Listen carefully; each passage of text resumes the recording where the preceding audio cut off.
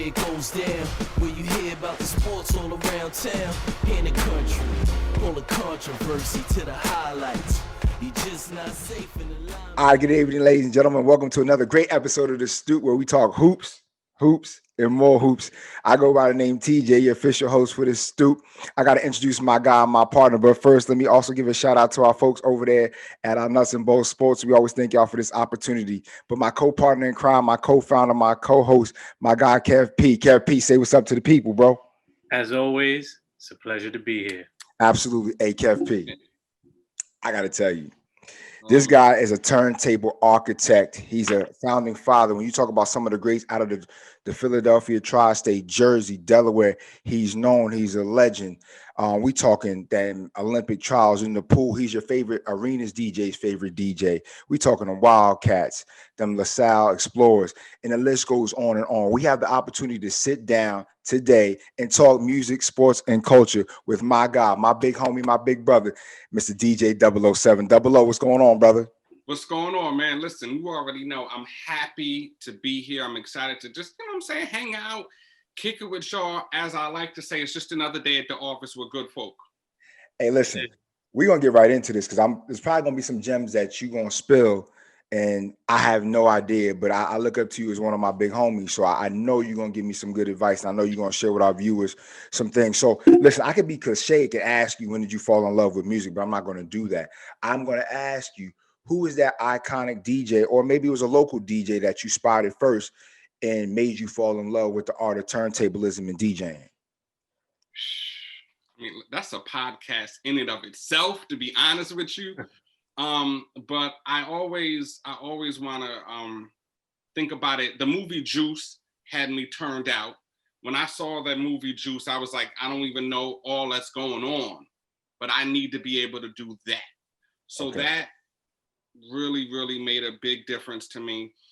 In terms of DJs, really even locally, before I even figured out, national and all of that, I always got a shout out to DJ J Ski of the Scratch Mechanics, who is a monster. Absolutely, shout out J Ski. The world's #1 blind DJ, DJ Touchtone. Shout out Touchtone. In another amazing DJ, a guy that travels all over the world doing what he does. Somebody that really has helped me a lot is DJ Greg Nitty. Shout out Nitty. You know what I'm saying? Also from this area. And one of my OGs, when this person talks, I'm quiet and I listen, because everything I'm trying to do, he's already done. And that would be DJ Gary O. Listen, a lot of legends here, man. When Gary O talks, I listen, because anything that I'm trying to do, he's already done probably 5 or 10 fold. So those are the people that I listen to and I pay attention to. And really, I grew up molding my career after that. I now have the pleasure and the honor to say are, people that I can call or text at any time. Definitely. So let me ask you this, family. In terms of your very first mixer, your very first turntables, where did you cop them from? What was that feeling when you walked out the store, or maybe it was the pawn shop? I don't know, but share with us what it was like and that type of energy that you felt that you was going to start your journey. My first turntable was from one of my cousins. I had older cousins that were DJs in upstate New York, Schenectady, New York, Albany, up there. So they, as a DJ, you get equipment, you use it for a while, you get some more equipment, you kind of don't pay attention to the older equipment. So they had, some turntables laying around. On one Thanksgiving, I was up there, and they're older cousins, and I was like, "Yo, big cuz, can I get this?" And he was like, "I don't know what to do with that, man. You won't break it or something, scratch up all your mama's records." And I was like, "Yo, I need that. Like, I need that." Right. And that was my first turntable, my first mixer. I actually took a loan from my father to save enough, took a loan from my father to get a mixer. And sometimes when I tell that story, people are like, "Yo, why your dad, why didn't your pop just give you the money?" But my pop is a salesman. He just retired, but he sold elevators and escalators for 40 years. Wow. He sold elevators and escalators for 40 years. The same company that he interned with in college is the company he retired from. That's rare. It's a different generation. Understand what I'm saying? Like a different, the company that he interned with in college is the same company, you know, been bought and sold, but the same organization that he retired with 40 years later. So him being a salesman and having an entrepreneurial spirit, but not necessarily was in a situation to be an entrepreneur the way that we think about it. He said, son, I'll invest in you, but I'm not setting this up so that you think anybody is going to give you anything. I'll give you a loan and I'm going to charge you interest because listen to me, and I'm going to charge you interest. And I was mad. But let me tell you why I was mad though, right? I was mad because he wasn't going to give me the money. I didn't even have the mindset to know what the interest rate was. I didn't even ask. And he said, son, there's your first problem. That's a gem. That's a gem. You just dropped something. That's crazy. That's crazy. So what was the interest rate? Yeah, what was it? Like, y'all about to say the same thing, Kev. What did he hit you for? Charged me 15%. Well, watch this though. And you're his son. And I'm Yo, he a bloodline with 15%. Listen, he charged me 50, but that ain't, dog, that's not even the thing. The thing about it is this. I did my first little gig. Me and my man charged $120 combined for this party. I came home with like $60 thinking that, dog, I just got $60. I'm out here. You know what I'm saying? I'm out here. My father said at the kitchen table, son, where my money at? I said, what you talking about? He said, I want my bread. Run that. And I was like, Dad, I got $60. I'm about to go to the movies. He said, you're not going anywhere until you break me off. That's real. And I said to my mother, like, Mom, what is he talking about? She was like, you the one that made the deal. Wow. From that point is when I learned about loans and interest. My pop taught me something that I've coined kitchen table economics. I learned about economics at the kitchen table. It reminded me of that episode of The Cosby Show. Yeah, that's real though. Let's be clear. I learned about credit and interest rates and profit margins and return on investment. I learned about profitability. I learned about those things at the kitchen table, and him talking about elevators and escalators. We wasn't moving peas and carrots around. Right. He brought the work home. He was like, listen, if this elevator costs $300,000, I'm like, Dad, I'm trying to get a C in math. I'm not really sure what's going on here. Definitely. Okay. I got you. So let's ask this question. A lot of people get in the game just to be willy-nilly, you know, like the celebrity of it all, but you got into this game to provide, to feed your family. Let's talk about how you got into the game really long-term to be a career DJ and what you're doing now. Tell your story. I don't think a lot of people really respect the grind and the hustle, but I know, but share for our viewers, just give us a little bit of what it took for you to really realize this is where you was going to be at. Go ahead. I mean, hear this. I mean, the reality is this. When I started, I didn't know anything about a career. When I started, I didn't know anything about business. When I started, it started because of the love of music. I am a music connoisseur. I am a music fanatic. People call themselves foodies. Like, I am a musical foodie. Like, I like a plethora of genres of music. So I got in it really for the love of music. And even to be simpler than that, I got into being a DJ because I didn't want the music to stop. I realized that everybody else played a song and then stopped and then played another song. I said, yo, I don't want the music to stop. What is it called for the people that don't let the music stop? DJs. A little while after that, I saw Juice and I was like, that's what it is. You know, I learned really a lot from my father just in regards to being able to own a business. Like I said, he had an entrepreneurial spirit, but in his time, he did not really own his business. But as a salesman, you know, he worked. His hustle allowed him to work under the umbrella of the company and do what he does. Okay. But I say all that to say this, and this is something, a jewel that he dropped on me, and I really, you know, I tell my children this, I tell anybody whenever I do, you know, speaking engagements or what have you, right? Learn what you love to do and get good enough at it that people will pay you to do it. You'll never work a day in your life. That's real. It's another gem. That's real. Gotta rock out, DJ. Check this out. So Double O, you've been a power, you've been a household name, you've been synonymous in the tri-state and beyond. You have a great legacy, but I want you to take a look from the top of the King's Tower and look down at your career. When it's all said and done and you hang up them needles, man, what do you want to be known as in the DJ world? Have you ever thought about that? I don't know. That's a I want you to step back, have an out-of-body experience for me, family, and ask yourself, because you're already a living legend when it comes to the tri-state and beyond. Everybody knows you. You're a household name. I've had one of the best events of my life because of you. I got a reputation about throwing events because you came and blessed me with something that's still to this day people talk about. But I really want to know, when it's all said and done, what do you look at as your DJ legacy? I would say my DJ legacy is the fact that I've always been a constant professional. Okay. Always been a constant professional. The reality is this, right? I'm a great DJ. I've stood on stages with great DJs and held my own on the same stage as great DJs, okay?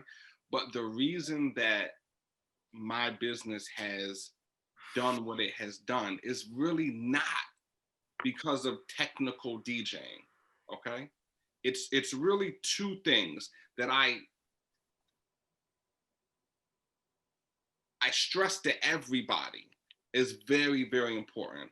They're soft skills that make a hard difference in their income, okay?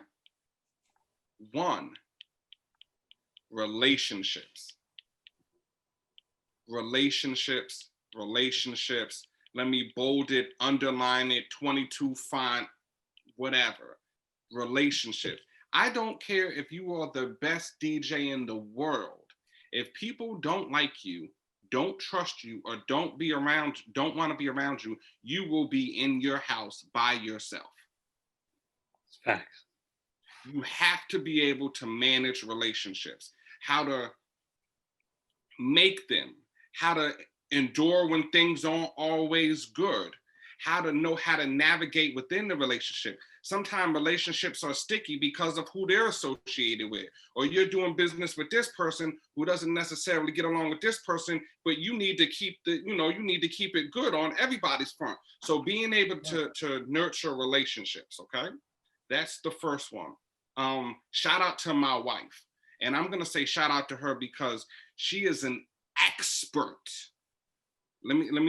She is an expert at knowing how to navigate relationships. Okay. Okay. The second one is customer service. People do not realize that as a DJ, you are essentially in the customer service business. That's exactly what you are, but okay. Elaborate. You are in the customer. Your job is to service the customer. Now, it can become convoluted in who your customer is. Your customer can be the person that booked you, the person that hired you, the person paying the big check for the event. In some regards, your customer is, or your potential customer is, the people on the dance floor. So, and they all can have different priorities. But your job is to find a way to make harmony amongst all of them and to serve all of them to some extent. So customer service is an essential part of my brand, which is an integral part on why I've been able to be as successful as I am. You made a lot of great points there, and one thing that I want to touch on really quick is the first thing was professionalism. You're a professional at what you do, and I want to go on to say that being a DJ, an actual DJ, is a lost art. Uh, with the advances in technology these days, basically anybody could say, I'm a DJ. They get a cell phone or whatever it is, and they hook up some things to a speaker, and before you know it, they're off and running. What is the most frustrating part of seeing amateurs do your craft a disservice? And I say that with all due respect to the amateurs, but you get where I'm going. Man, y'all got some questions that make me want to like. Welcome to the Stoop, sir. If you're gonna get on head, you're gonna come through. So let's get to it. Let's go. We here. You in that seat. Let's do it.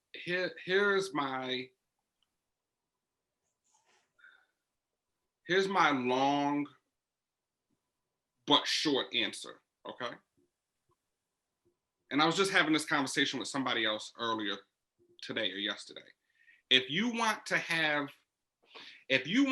the two letters DR for doctor in front of your name, you must graduate from high school, graduate from college, do however many years at this place, at that place, get certificates. And if you don't do those things, you will not have the letters DR period in front of your name. Okay. Now that's not to say that there's not good doctors and bad doctors, but we know that there is at least a minimum competency that you have amassed to have the letters DR period in front of your name. Follow me. There are no such requirements to have what I consider to be very, very, very, very important letters in front of a name, which is DJ. Okay? Mm-hmm.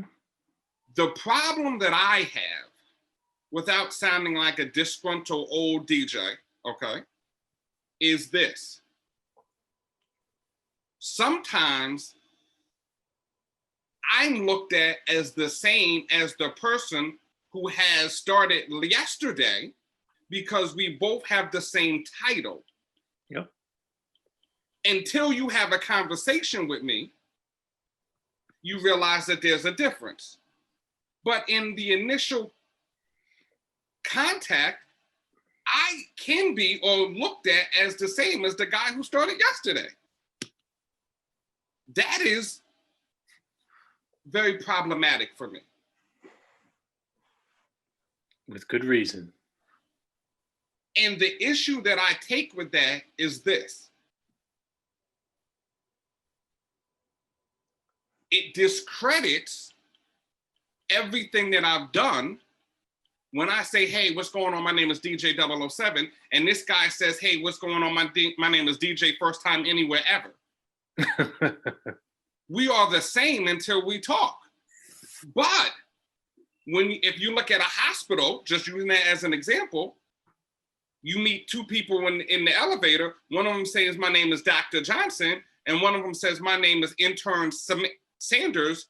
You automatically know the difference between the two.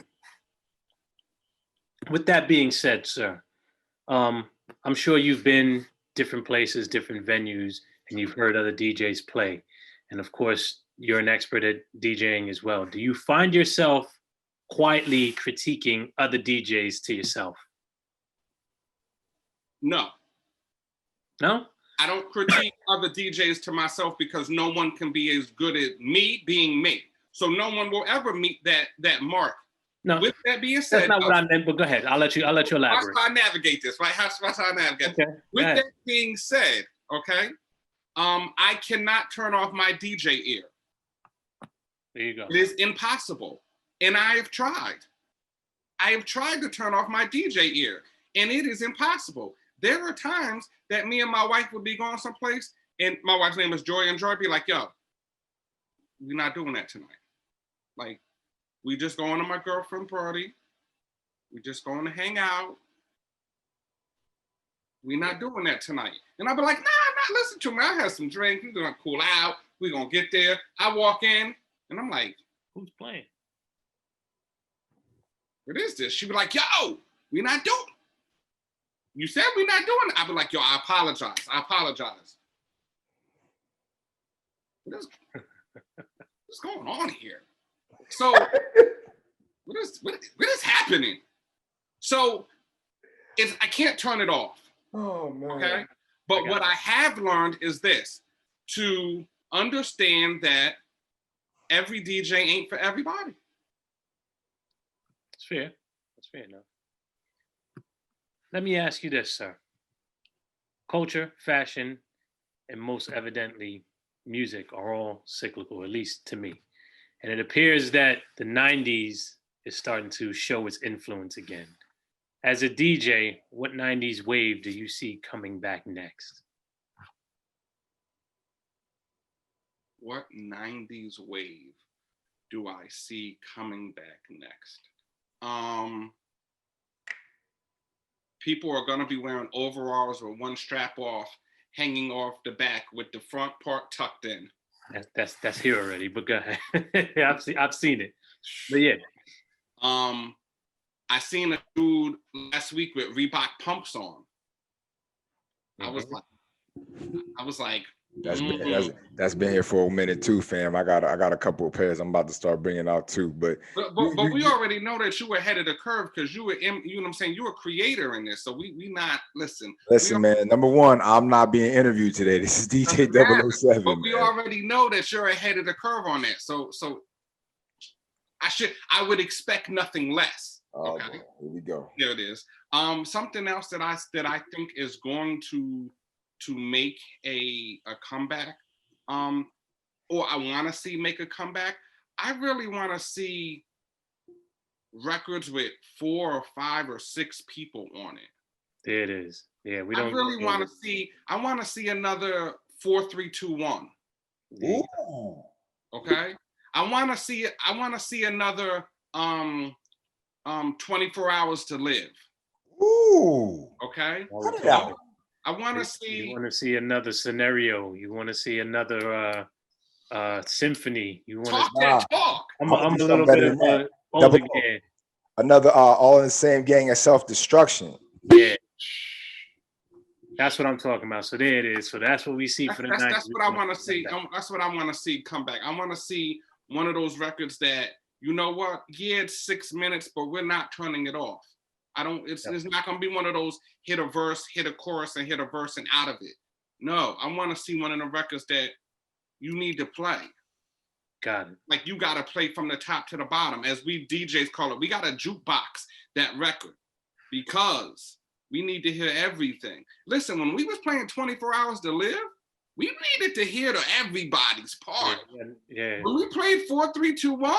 We needed to get to the last verse in Master P when he went to. We needed to hear the whole thing. Let's be clear. There was no hit a verse and come out. That's what I want back. Word. I'm rocking with that. Go ahead, DJ. Listen, homie, you got 10 seconds. What is that one artist with that dynamic catalog that you could play anywhere, any location, any function, any venue? 10 seconds. Go. Missy? Ooh. Missy. My mother likes Lose Control. I mean, what do we? Missy. Okay. I'm gonna leave it alone. Missy was. Yeah. Okay. Yeah, I'm gonna say Missy. I'm also gonna say if I can give a second one, I'm also gonna say LL Cool J. Solid. To me, MC mean move the crowd. For a lot of people, DJing is what they do, but also you are one of those guys that are dynamic and you're able to do a lot of things that make you so versatile. Not only do you know what record to drop, bring in, fade, transition, whatever you're going to do to that record, you know how to host. The combination of you makes you a lethal threat when it comes to this artistry. What makes that so dynamic in you, and how does that separate you from so many other guys who call themselves DJs? I'm a huge Kid Capri fan, okay? I'm a huge Mr. C fan. I'm a huge DJ SNS fan. These New York DJs made you know who they were. They got on the mic and said, listen, I don't know what y'all came here to do, but I know what I'm here to do. And either y'all gonna move in conjunction with me or y'all need to move out the way, right? And I like that approach to it. Something else that I found is that there are times that I get booked, not even the DJ. You know what I mean? I might get booked just to be an MC for an event or to host an event or to, I mean, I've done voiceover work. So for me, it's about diversifying my portfolio. In really, you know, in layman's terms, being able to get a check over here when the check over there ain't popping, because the bills is coming regardless. Absolutely. So when talking about that, you know, you've DJ'd at different venues. Playing at college sporting venues is a bit different than the pros in that a larger portion of the crowd is a younger demographic. They're in the know in what comes in music and goes because there's new music every single day, which I'm sure you know. How do you go about picking the songs that get played? It's really an intricate process, to be totally honest with you. Again, just thinking about customer service, there's a lot of people to please. Okay. Yeah, proud, yeah. So you have probably 3 different demographics of spectators. Okay. You have the players, you have coaching staff, and then you have whatever department or you know that hired you. I guess the best answer is it's really tricky. it's really, really tricky. You look so would you say you're able to just kind of, depending upon what's going on in the moment, just kind of adjust on the fly and say, you know what? If anything else, to be a DJ for a sports team, you have to be extremely fluid, because everything that you're doing is based upon what's happening on the field or the court or in the pool. You can have an entire game plan, like, hey, when I get there, I'm running these records and these records and these records. It all gets and thrown. you get there, and the game isn't going like that. All that go out the window. So now, piggyback off of that, like that. Piggyback off of that really quick, and tell me what's the hardest venue that you've had to play then because of things like.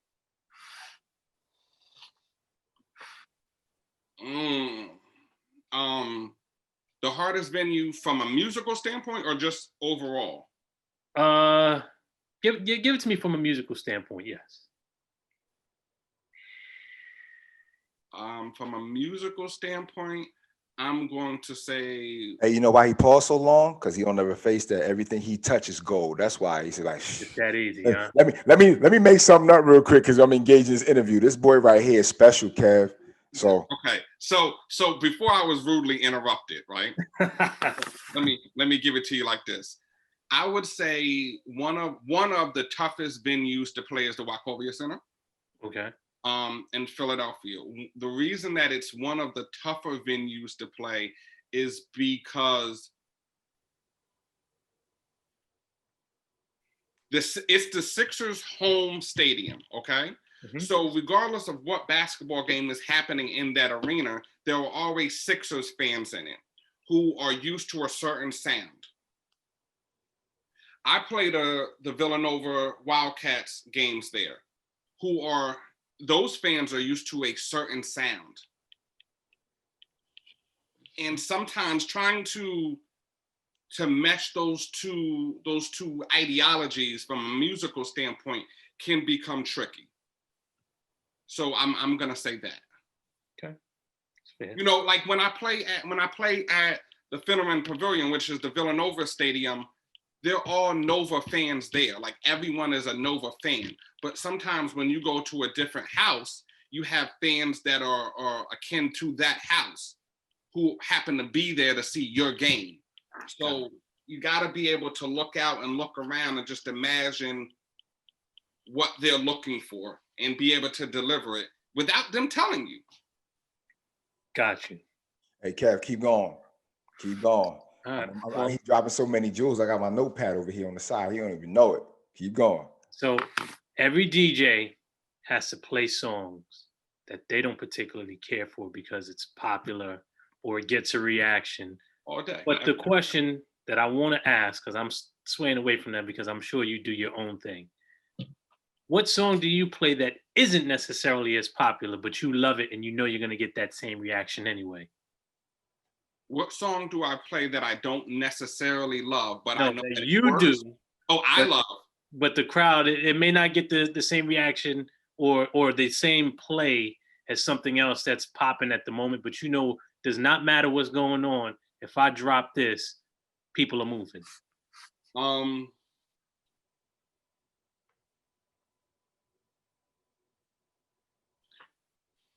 Regardless of where I'm at, almost, and I want to say almost, you can count on me for playing some Wu-Tang someplace.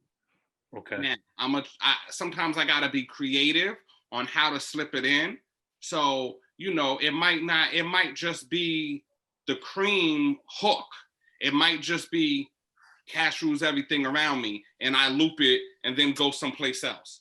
If somebody just made a big shot or somebody just did a big play, and I can be like, whoa, he out here getting money. Cash Rules Everything Around Me, and jump out of it. Because there could be a demographic that's not really necessarily in tune with Wu-Tang, but the hook, the way I set it up, can work effectively. That's what's up. I like that. That was well played. Well played. DJing in a club, at a wedding, block party, vastly different than sporting events. They're all very different. Great. Explain to our viewers the differences and tell us which one of them is your favorite event to play at. Whew. Which one is my favorite event to play? I'm going to say a nightclub is my favorite event to play. And that's because musically, you can really do whatever you want to do. You know, there aren't the confines of corporate entities really involved in what's played and how it's played, and, you know, being family friendly and needing to have a wide audience. We're in the club. Right. Like, alcohol is flowing however we want to go through. So that's when, you know, I can run through this Dipset set of records, okay? Or that's when I can play 5 classic 50 Cent records in a row, or even play some 50 Cent B-sides, or pull out Wankster or How to Rob, or, you know, any of those type of things. And there's just a certain energy about being in a nightclub, yo. There's a certain energy that's really, really, really hard to reproduce from a nightclub. I grew up, you know, playing nightclubs, and there's just something about that. What was the other part of the question? Just give them really quick, like the differences in his style and technique. No doubt. So at a nightclub, I'm probably in and out of records a lot faster. We like hit them with this, bang, bang, bang. We in and out of records. I'm taking a chorus and jumping into something else. I'm taking a hook and jumping into something else. I'm probably moving around a lot, okay? At a wedding, I'm letting records, from a DJ standpoint, we use the term breathe. I'm letting records breathe. You know, I'm gonna play this before I let you go. I'm not gonna take it off on the first verse. It's before I let you go. Like, right. We're gonna ride this. So I'll play, you know, a Teddy P record or Temptations or something. Like, listen, Grandma only knows this record playing the whole thing out. She don't know nothing about this in and out stuff. You're gonna be mad as hell you cut that off. Grandma ain't with this in and out stuff. She hear the first song. She hear that first note. She want the whole record. And if you take the record off, she will let you know. Baby, why don't be playing with songs like that, baby? Go ahead, put that back on. Listen, that's my favorite song. I met my husband at that song in '74. You can't be out here just taking these songs off like this, baby. Yo, come on, man. Come on. So in that type of atmosphere, I'm letting the records breathe. Not a whole lot of scratching, not a whole lot of extra. We gonna let it breathe, at least until we get halfway through the reception and Grandma has gone home because she got to get ready to go to church tomorrow. And then hey, come on, man, see this guy. Listen, I got one more question for you. I'm sure when you've DJ'd at games that you're partaking in the festivities, you're watching the game, you're just as much into it as the crowd is. Can you recall any one particular game that a play or something stood out that you just recall and you witnessed it firsthand? Because you're supposed to be working, but you can't take your eye off of that, and you was like, I'll never forget that play. Well, first, watch how I never. First, let me say it like this: I'm blessed that I'm watching the game, which is part of the job, so I'm never off the job. Right. Okay. With that being said, something that I really remember. Okay, so I DJ swim meets. Yeah. Okay. So I do. Shout out to everybody at the Big East Sports Conference. I'm the official DJ for swimming and diving Big East National Championships. I'm blessed to be able to say I've had that account for, I don't know, maybe 6, 7, 8 years, somewhere in there. Okay. I've seen some records being made in the pool. And I think that it sticks out to me so much because I don't know how to swim at all. Okay. So when I see these student athletes jump in the pool and make it back and forth 12 seconds, 15 seconds, I'm like, I wouldn't even be off the shallow end. Like I would still be in the pool holding on. Like I hope it, I hope don't nobody bump me. And they're like, and these dudes are strong. Like, we talk about like, the physicality of other sports. Yeah. Like these swimmers are lean, strong, and tall. So I would say I've seen some records get set in the pool that really astonish me. Up and back sometimes quicker than you could fade in and out of a song. They're up and back, and even cooler than that. When they're jumping off the blocks, I feel cool because I know that term. I didn't know that term before. But when they're off the blocks, right? They're underwater for halfway to the other side. I'm like, yo, I don't think I can hold my breath that long out of the water. Right. But they're underwater half the distance of the pool. That's different. That's crazy. That's crazy. Different. That's crazy. Hello. What's your favorite sport, man, and why? Like, we on the stoop. What you like? What's your go-to, bro? To play or to watch? Both. To play basketball, to watch football. Okay. Gotta ask this, man. I know it's gone. Come on, I'm with it. Top 5 dead or alive. Who we got? For what? For hold on. Oh, when somebody asks you top 5 dead or alive, boy, stop playing. It's easy. I just want to make sure that we are on the same page because we already know that this is a podcast in and of itself. I keep saying that because the Stoop asked the best questions. You see what I'm saying? I appreciate that. Top 5 dead or alive. Let's go, family. What you got? Come on. In no order. No order.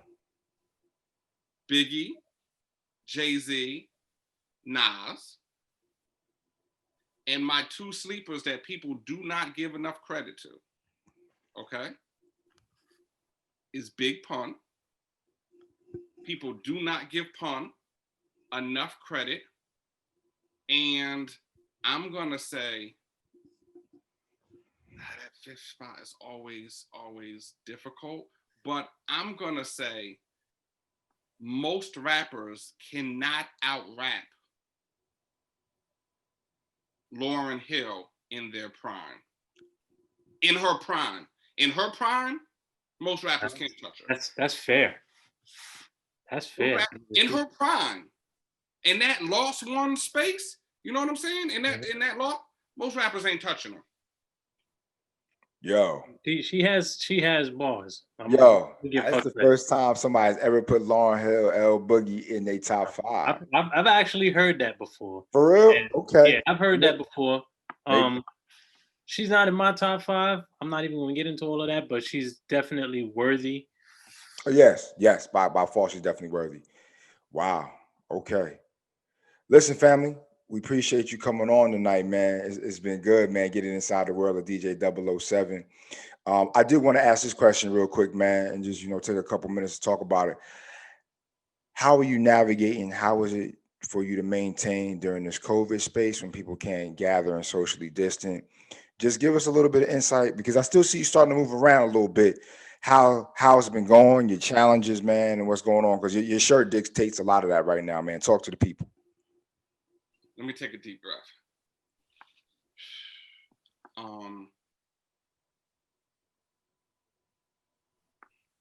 It's tough. Okay. I'm not going to get on this fancy internet and act like it's all good, because the reality is it is not. My business has been severely hurt. My business is legitimately hemorrhaging as we speak. Okay. So it's not good. It's not good at all. With that being said, I need to shout out one group of people and one person. Okay. Just let me pivot real quick for this. All right. What do you think? I need to shout out my wife. Okay. Because she's the one that she got me this t-shirt. Okay. And she got me this t-shirt to remind me that I've already done what people told me I wouldn't be able to do. And as a reminder that I will continue to do what people don't think I'll be able to do, which is to recover. Okay. I often say to err is human, but to recover is magic. Everybody is going to err. That's human.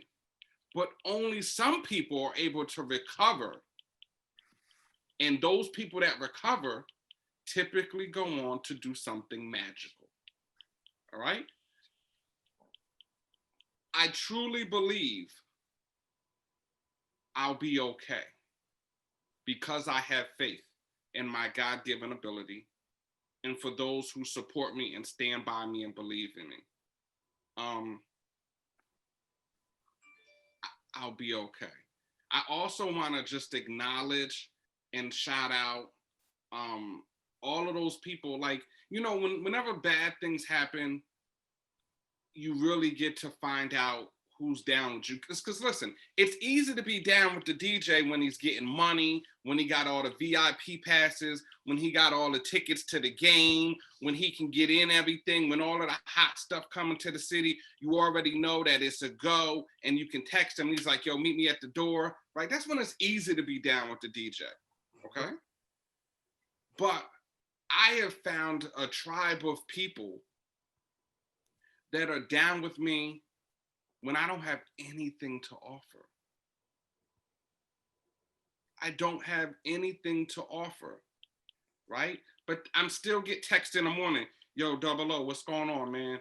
Listen, I just want to let you know that I listened to your mix from a year ago. It's popping. You the man. Yo, it'll be all right. Or somebody text me and be like, yo, I just came across these pictures from this joint, this event that you did, last year. I can't wait until it opened back up because I need you at my next whatever. So it's to answer your question, it's not all good.